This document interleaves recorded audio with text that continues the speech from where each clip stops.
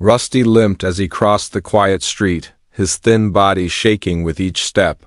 Beside him, Luna walked low to the ground, her ears twitching at every sound. They were both strays, dirty, unwanted, forgotten. But they had each other. Every evening, just before sunset, they made their way to the old stone church in the center of Willowbrook. It was quiet there. Peaceful, the only place they were never chased away. That's because of him, Father Thomas. He was the only human who didn't look at them with disgust. He never yelled, never threw things. Just set down a metal bowl near the chapel steps and whispered softly, "Come on, old friends. I saved a little extra today." Rusty would reach the bowl first, sniff it, then step aside for Luna to eat. He always let her go first.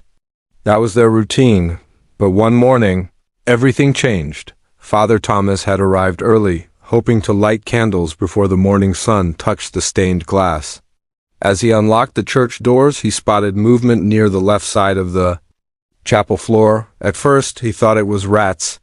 But no, it was them, Rusty and Luna, digging, not just sniffing or scratching like usual, digging fast, desperate.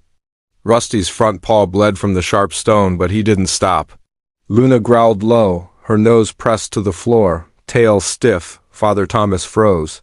He had never seen them act like this. He stepped closer. Hey, what are you doing?" "Neither." Dog looked up.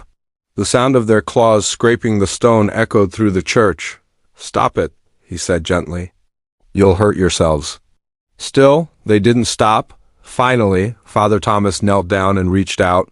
Rusty growled softly, not to threaten, just to say no. Luna backed away a few inches, then stared at the priest with eyes full of something he hadn't seen before. Fear and urgency. Father Thomas looked down at the spot. A dusty square of stone, darker than the others, just in front of the old altar. He ran his fingers over it. There, barely visible, was a small, round metal ring. His heart skipped. He whispered, "That wasn't always there." "Was it?" Rusty winced and nudged his hand toward the ring. Father Thomas sat back on his heels. "What are you trying to show me?" For a moment, nobody moved. Then Luna let out one soft bark. Just one, as if to say, "Look again." Father Thomas leaned closer. The metal was old, rusted, buried under dust and time. He tugged at it. Nothing happened. He tugged harder. The stone tile shifted slightly. He gasped. It wasn't a tile.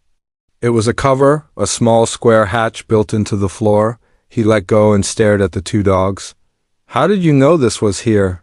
Rusty sat down, panting, his paw bleeding again. Luna gently licked it, her body pressed close to his.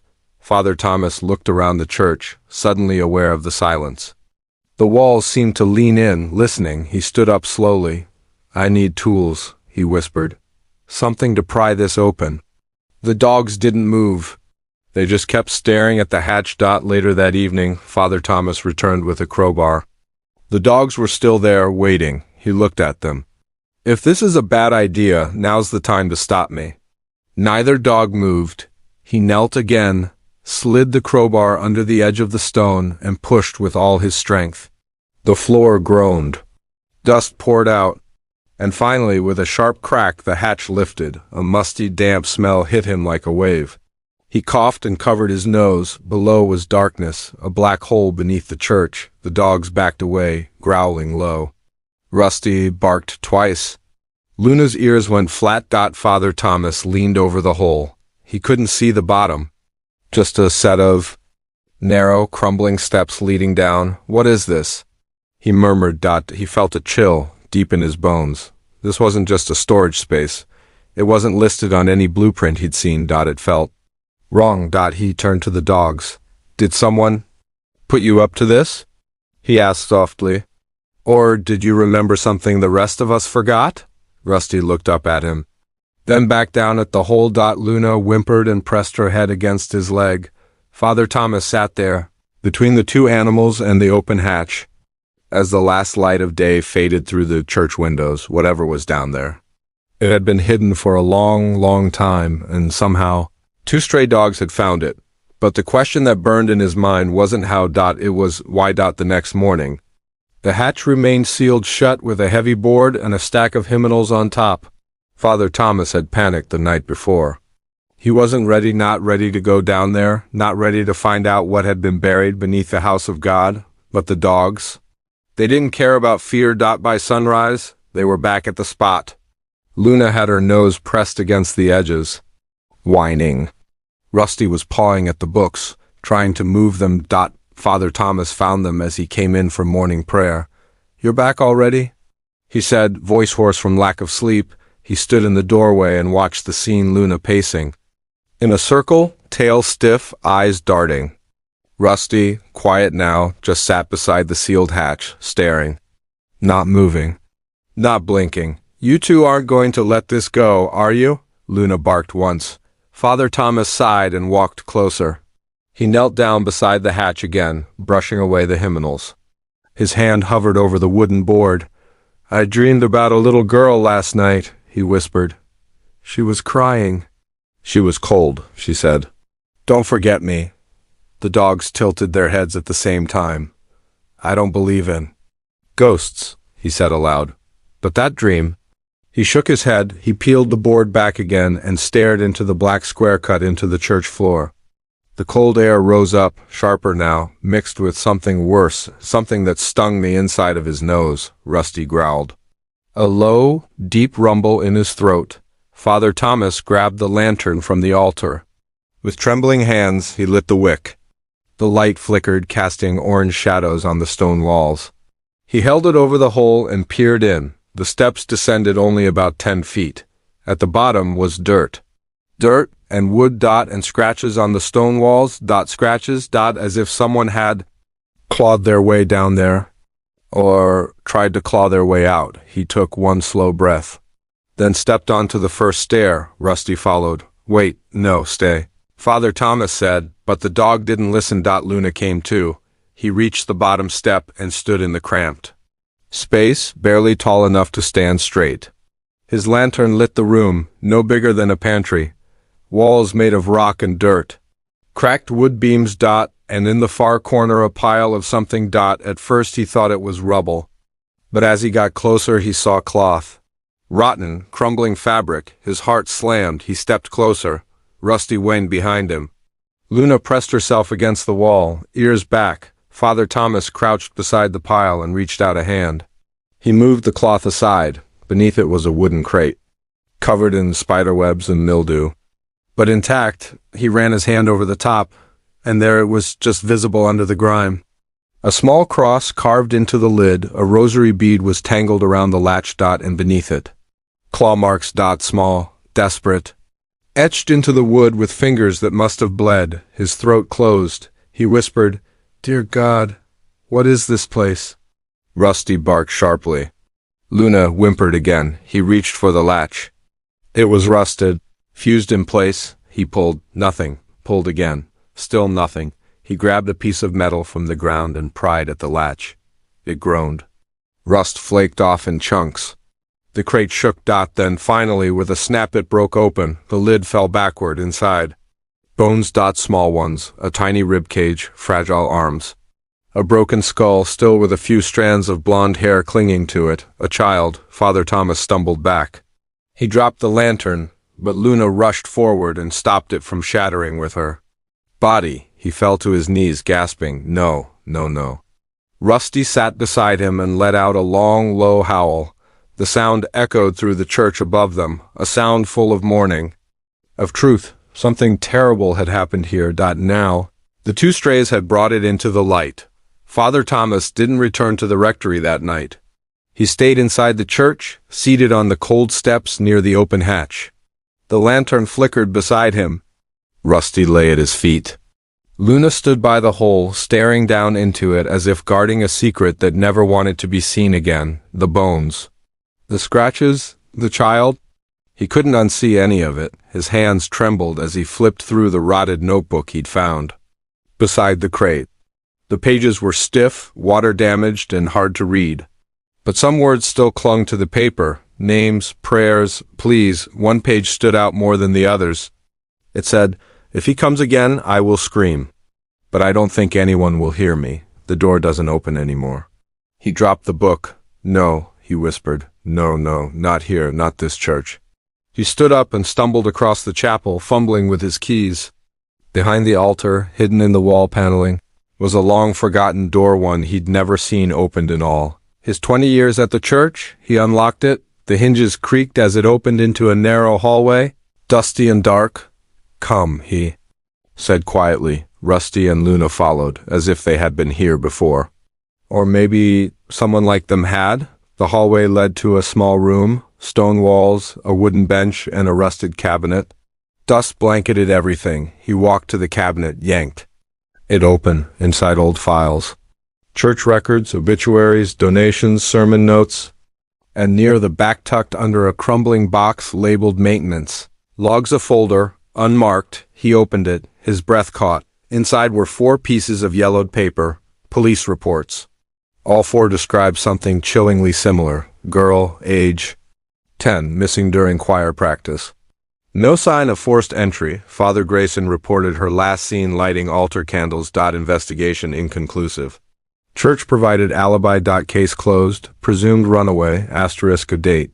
42 years ago. 42 years ago. The girl's name?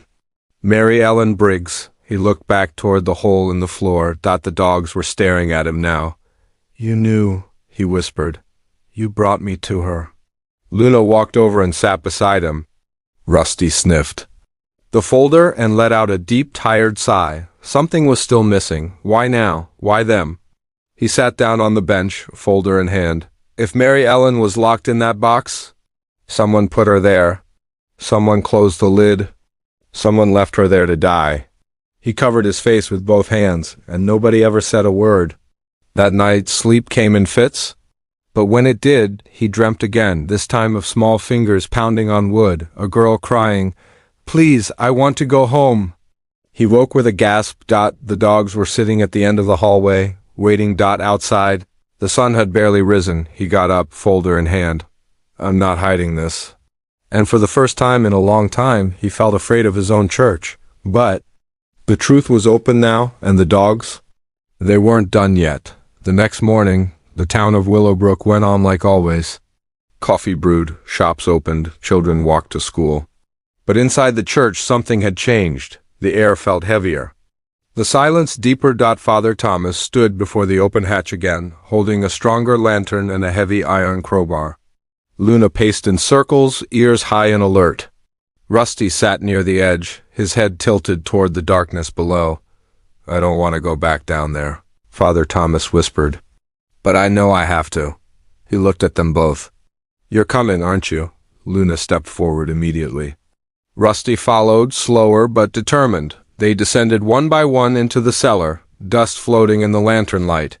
The crate still sat open, the remains untouched.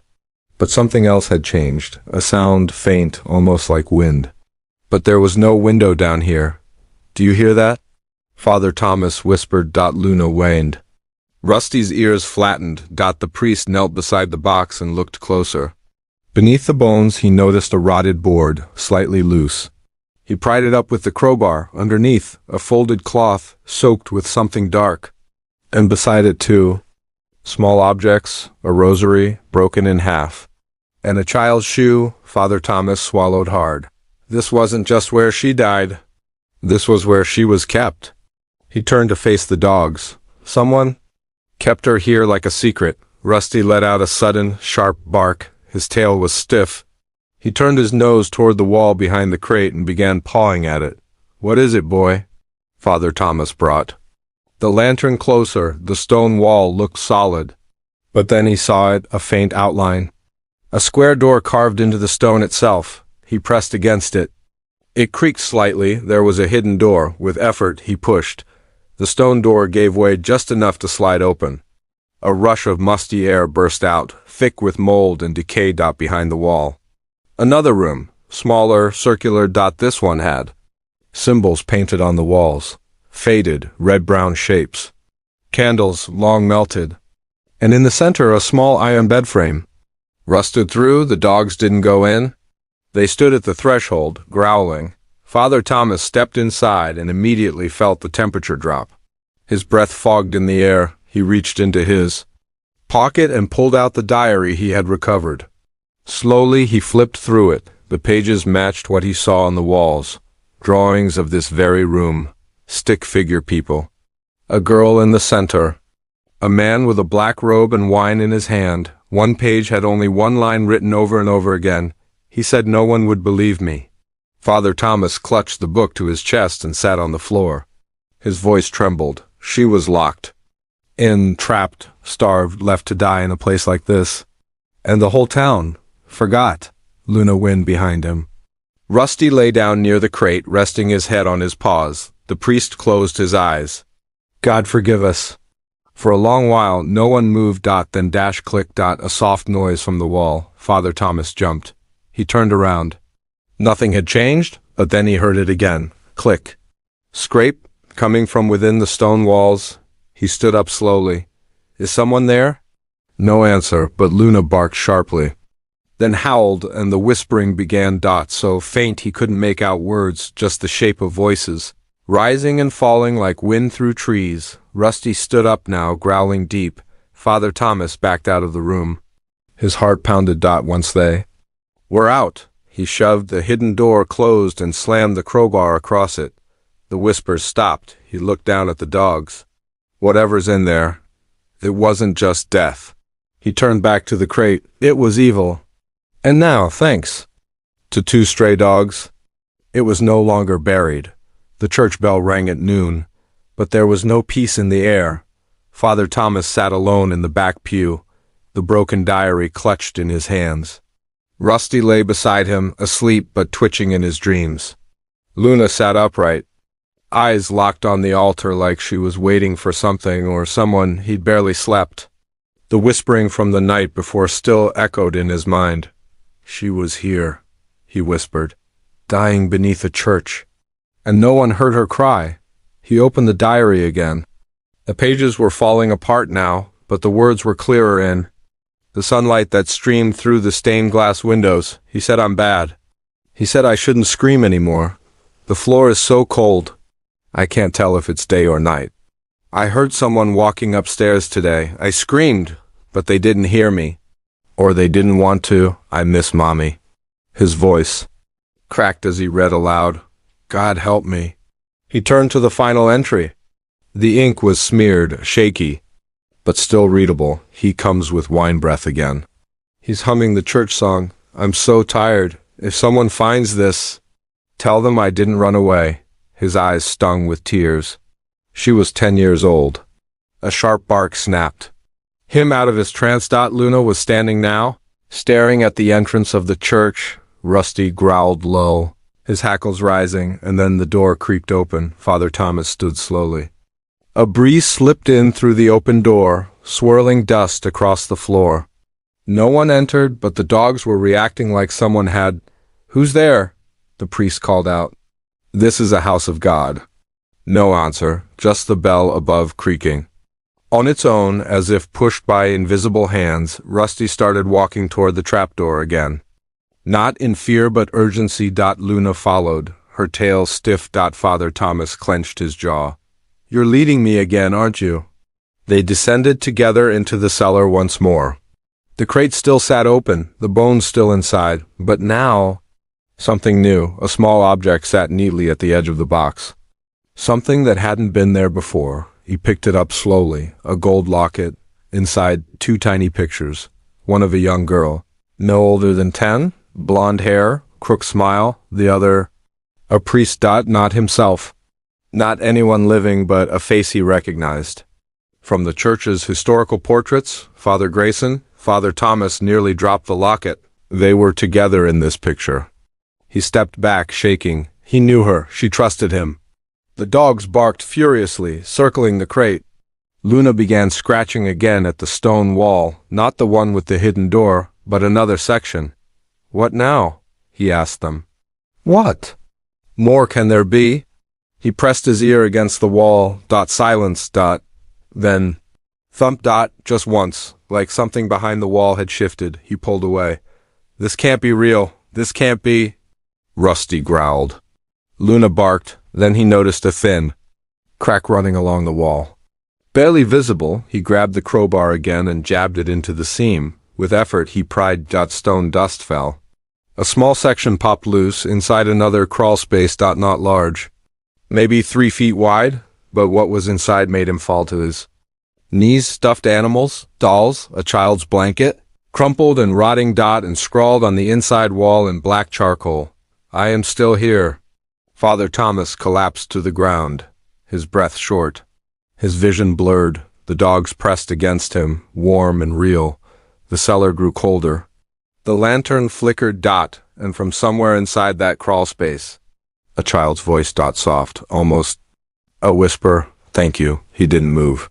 He couldn't, not out of fear, but out of overwhelming, crushing sadness. A cry from the past had finally been heard. By 2 dogs the world had thrown away. Father Thomas locked the church doors that evening. Not to keep people out, but to hold the silence in. He sat in the rectory kitchen with a cup of cold tea in his hands. On the table lay the diary, the locket, the rosary, and the old police report. The room smelled of dust and candle smoke. The dogs lay quietly at his feet, tired from everything they'd seen. He turned another page in the diary. This one was stiff and browned with age, but the words, they were still screaming. The candle went out. It's dark now. My throat hurts. He didn't bring food this time. I heard singing upstairs. The church song. I wanted to sing too. Mommy, if you're reading this, I'm sorry I didn't run faster. His hands shook. She was just a child, he said aloud, voice trembling, and no one believed she was still here. Rusty let out a soft whimper and placed his head on Father Thomas's shoe. Luna nudged his leg gently, her eyes heavy but watchful. He turned the page again. The last entry. It was just 5 words. Shaky and smeared with what might have been tears. He said, "I won't wake up." Father Thomas slammed the book shut. He couldn't read anymore. Not tonight. He stood up, walked to the wall, and stared at the portrait of Father Grayson, the former priest of Willowbrook. Smiling in his formal robes, hands folded in fake holiness. How? Many people came to him for comfort? He asked under his breath. How many believed he was a man of God? The dogs stood beside him now, silent, watching the same face. He pulled the portrait off the wall and turned it over. On the back, in faded pencil, was a name, Grayson Thorne, -1962, and a note. With honor in memory of a life of service. Father Thomas dropped the frame to the ground. Honor? He snapped. This man buried a child under the floor and locked her soul in darkness. He turned to the dogs, and everyone forgot. Just went on with their lives like she never existed. Luna barked once, sharp, defiant. Rusty stood tall, his tail raised. It was like they were saying she never left. She waited. Father Thomas picked up the diary again and walked to the altar. He placed it gently in the center. Open to the last page, he lit a candle, and then another and another. He filled the entire altar with light. Then he knelt beside the dogs and whispered, I see her now, because of you. Rusty leaned against his shoulder. Luna sat and tilted her head, waiting. Outside, the wind picked up. Leaves rustled against the stained glass windows.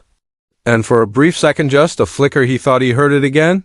A little girl's laugh. Soft. Pure. Free. He looked at the dogs. Tomorrow, we tell the town. They didn't bark. Didn't move. They simply watched the candles. Because they knew the truth had finally found a voice, and her name was Mary Ellen. Father Thomas woke before dawn. He hadn't really slept, just dozed in short, broken pieces, haunted by Mary Ellen's voice. She didn't scream in his dreams now. She just stared, not angry, not afraid, just waiting. He lit a candle in the chapel and opened the church records again. He needed answers. He needed to know who else might have been involved, or who knew and stayed silent. Rusty and Luna were already pacing near the trapdoor, growling at it like it's still. Breath. Father Thomas flipped through every sermon, every note, every mention of Father Grayson.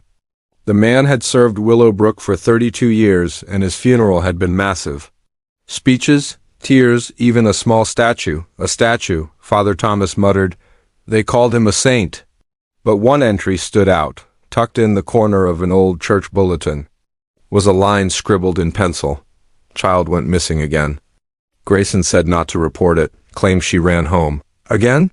Thomas whispered. He read the date. It was 3 years before Mary Ellen. He flipped pages fast now, feverish, desperate. He found another report. This one not official, just a church log. A girl named Julia, age 9, choir practice.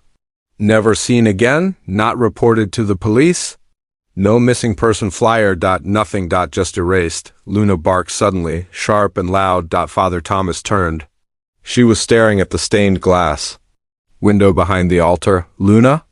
She growled, then backed away slowly. Her eyes still locked on the window. Rusty let out a whimper. Father Thomas walked up to the window.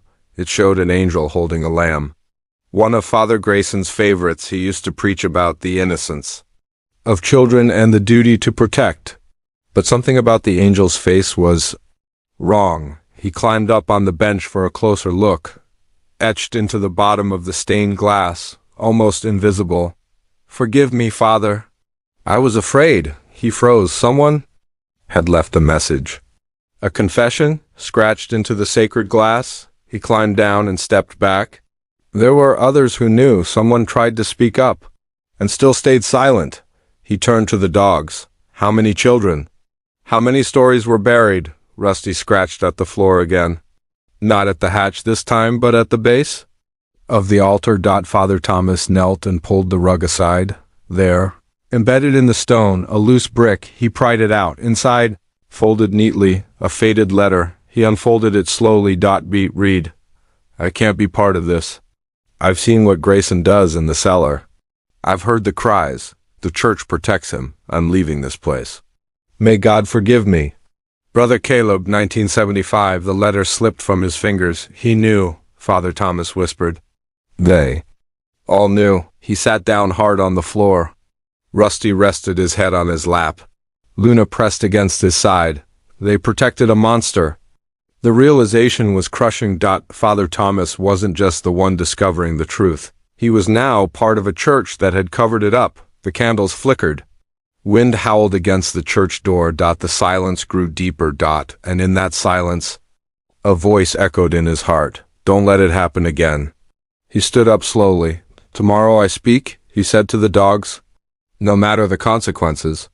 Rusty barked softly, as if in agreement. Luna nuzzled his hand. The truth had been buried for decades, but the shadows had a shape now. A face, and with 2 strays at his side, Father Thomas was no longer afraid to shine a light into the darkness. Father Thomas woke before dawn.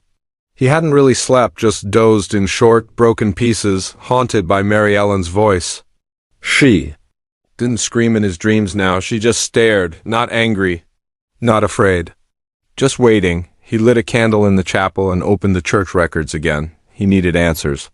He needed to know who else might have been involved, or who knew and stayed silent. Rusty and Luna were already pacing near the trapdoor, growling at it like it still breathed. Father Thomas flipped through every sermon, every note, every mention of Father Grayson.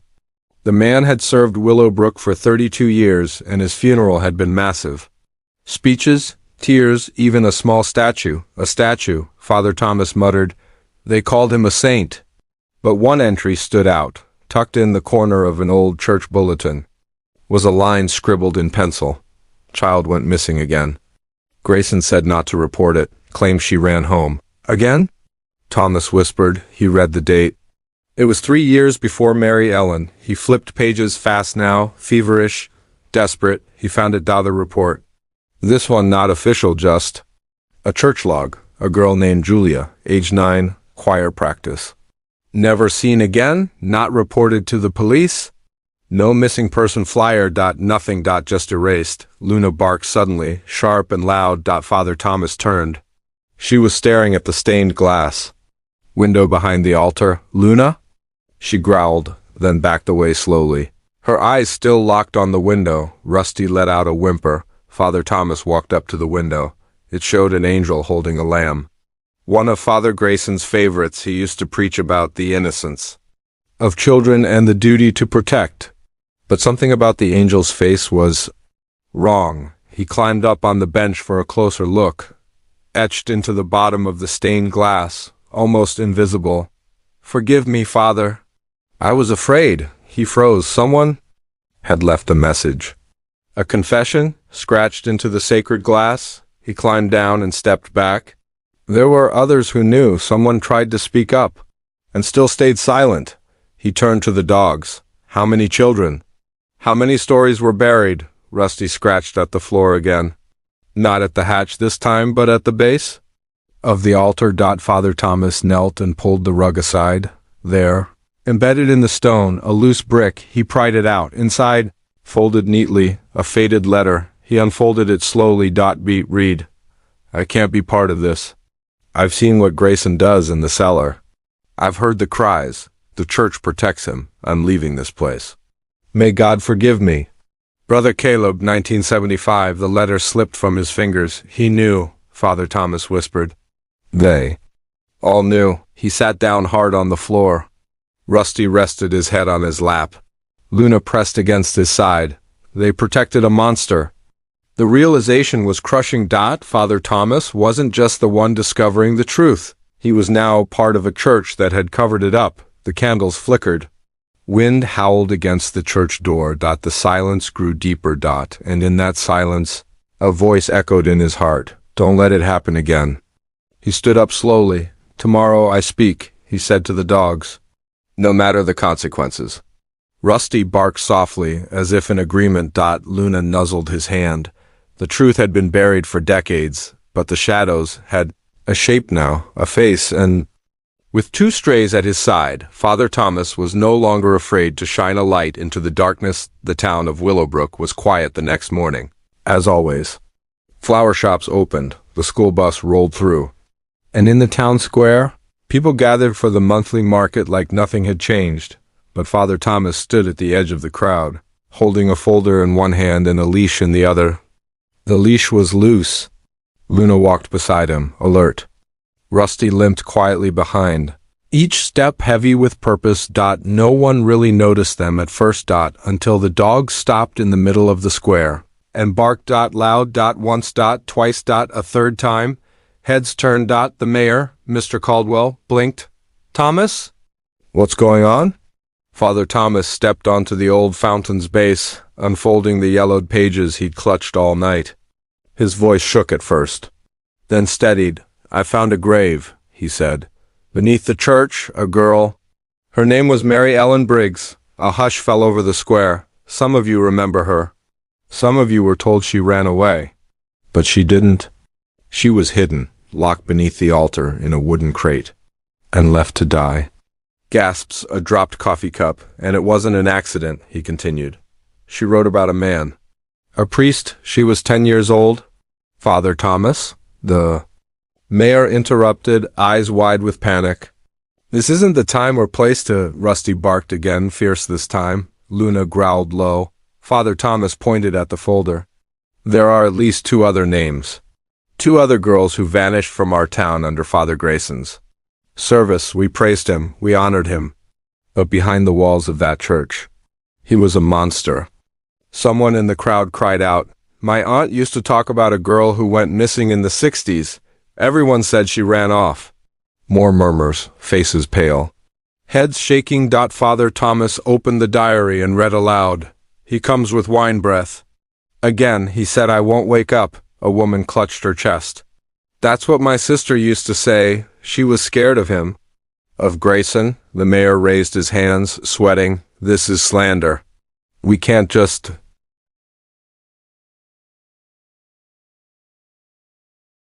Cassie, a local journalist, stepped forward from the crowd. She'd been silently recording with her phone. I want to see it, she said. The cellar, the bones, the diary. Father Thomas nodded once. Follow me. Half the square followed. The other half just stood there, stunned. As they reached the church, Cassie stayed close to Luna. These dogs? They found her? Father Thomas nodded. They led me to everything, I think. I think they remembered something the rest of us forgot. Inside the church, he lit the lantern and opened the hatch.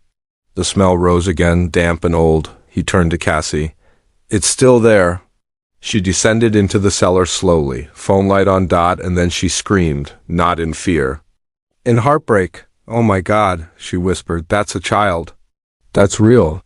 People gathered behind her, gasping as they saw the broken crate, the bones. "The little shoe? She was never gone," Father Thomas said. "She was buried." And no one listened. Cassie's voice cracked. "They'll listen now." Rusty sat down beside the grave and looked up at the group at all of Willowbrook like he was asking, "Where were you?"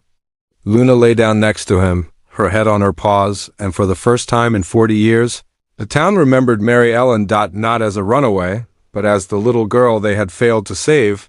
That night, the church didn't sleep.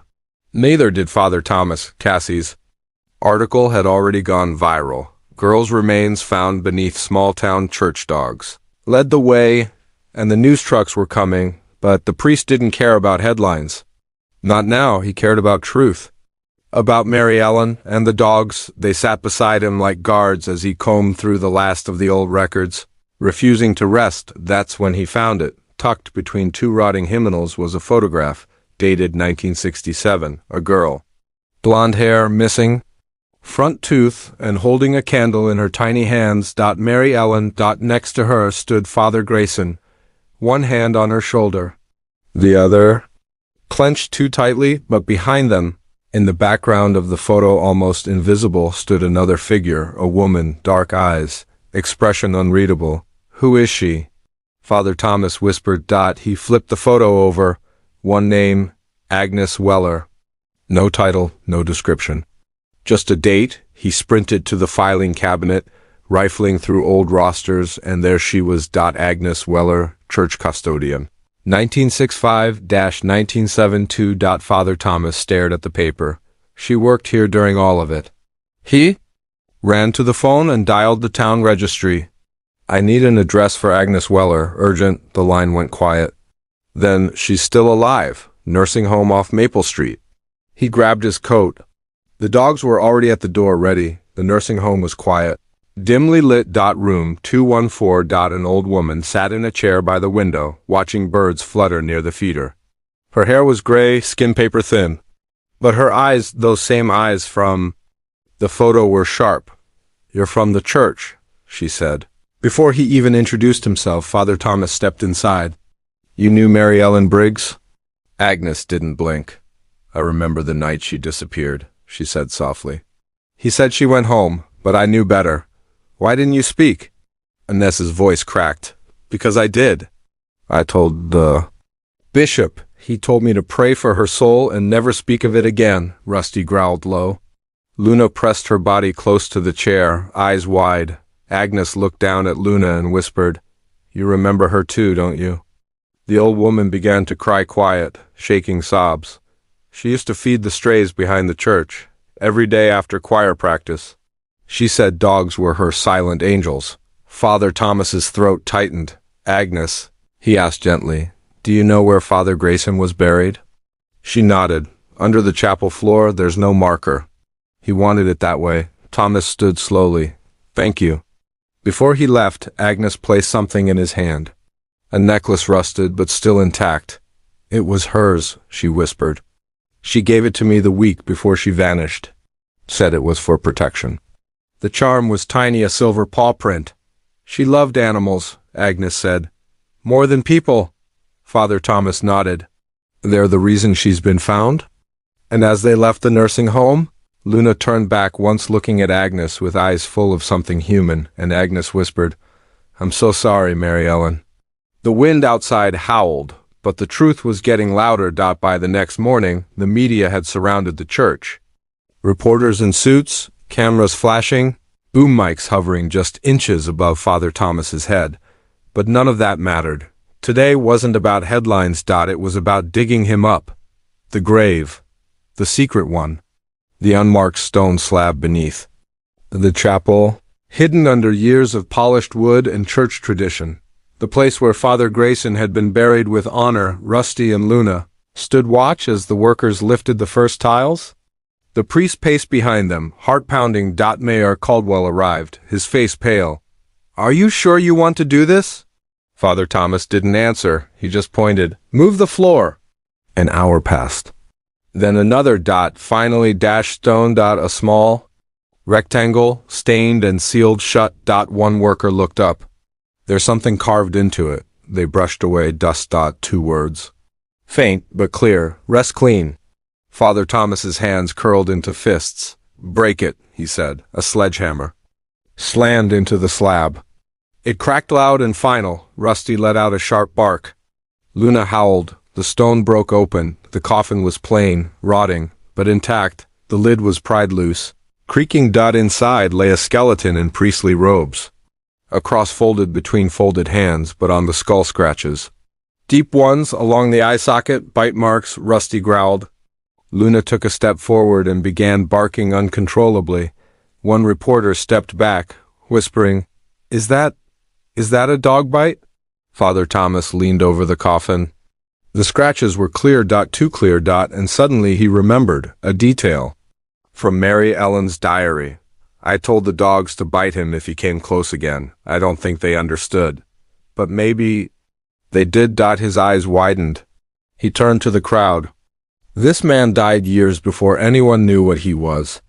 And it's possible, no, probable that someone or something didn't let him leave this world quietly. The mayor stepped forward, stunned. Are you saying the dogs? I'm saying justice sometimes has teeth, Rusty barked, ears flat. Luna sat, tail still, her eyes on the corpse. They knew, they had always known. One of the reporters gasped. Did you see that necklace? Luna was wearing it now, the little paw-print charm Agnes had given them. It glinted in the sunlight. Mary Ellen's, Father Thomas said softly. It stayed with the dogs, like her memory. As the coffin was sealed again, this time for evidence. Not honor. The townspeople didn't cheer, they just stood in silence because the man they once praised had been judged by the only ones who remembered the truth, 2 dogs and the child they couldn't forget. That evening, Father Thomas sat in the rectory with the windows wide open. Summer air drifted in, but the weight in his chest didn't lift. Not after what they'd dug up. Not after what the town had seen. Rusty and Luna rested by the fire, but their eyes stayed open. Alert, waiting. Cassie returned just after sunset. She had a file in her hand and a look on her face that said the past wasn't done speaking. I went to the archives, she said, dropping the folder on the table. I wanted to know more about Mary Ellen's family. Father Thomas sat forward. She had a mother, didn't she? A single mother? Cassie nodded. Lillian Briggs. She lived right here in town. On Willow Street, he blinked. That's 3 blocks from here. Cassie flipped the file open. Lillian filed a report the night Mary Ellen disappeared. She told the police that her daughter never would have run away. She begged them to search the church. And they didn't? No, Cassie said bitterly. Grayson told them he'd walked Mary Ellen home after practice. Claimed she must have snuck off later. Rusty let out a low whimper. Luna stood up, ears perked. Father Thomas whispered. They dismissed her because she was poor, because she was a woman alone. Cassie slid a final page across the table. Lillian was found dead in her home 6 months later. Overdose, empty crib beside her. She had a miscarriage after Mary. He stared at the paper. Grief, she said. She never got to bury her daughter. The dogs stood now, both staring. At the door. Father Thomas rose slowly. Where's the house? Cassie handed him the address. Still standing, abandoned. No one's lived in it since the 80s.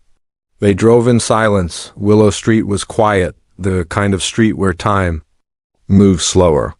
The house was small, tucked between 2 overgrown trees, shutters barely hanging on. The front door creaked open without resistance. Inside, dust blanketed everything. The air smelled of rot and memory. In the center of the living room was a child's shoe. Not dusty. New. Father Thomas froze. That wasn't in the file. Rusty approached the shoe and sniffed it. His tail dropped. He whimpered. Luna began sniffing the corners of the room, then turned to a closed hallway door. She barked once. Father Thomas opened it slowly. The nursery was untouched, faded wallpaper of stars and angels, a crib. A rocking chair on the crib's railing, carved in shaky lines. Forgive me, Mary. He stepped closer. On the rocking chair sat a stuffed bear, and beside it, a Bible, inside the front cover.